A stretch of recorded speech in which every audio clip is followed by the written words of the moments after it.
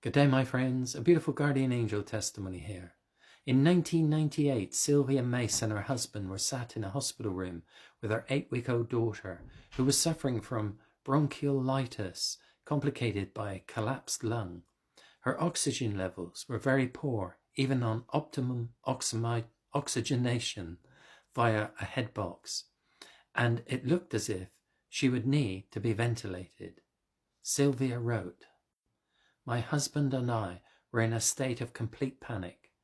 I went to the ladies and rested my head on the wall and prayed, 'God, will you please let me see where you are in all of this, because I cannot tell.' I then went back to the room where my husband and daughter were. I took my place at the opposite side of the cot to him. As I stood there, I experienced what I felt can only be described as being wrapped in the softest feathers of velvet, something incredibly soft, and just being held. With it came an incredible sense of peace, in total contrast to my feelings only seconds before. I am convinced I was being wrapped in angels' wings and comforted and reassured. I looked over at my husband to smile at him, and I felt everything would be all right. And I saw angels standing beside him. There were 2 male figures, about 8 feet tall, standing either side of my husband. They had shoulder-length hair and were wearing bronze-colored robes. They had faces that were both youthful and mature at the same time.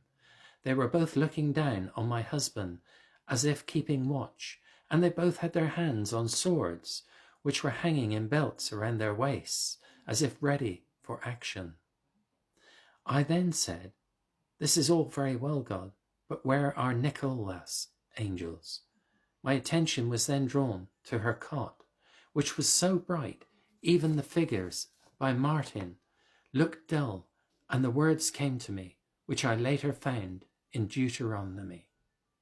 'The eternal God is your refuge, and underneath are the everlasting arms.'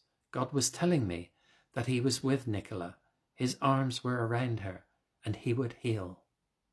Nicola later made a full recovery and was discharged much sooner than the staff or my husband would ever have imagined. God bless, my friends. Guardian angels, we all have one.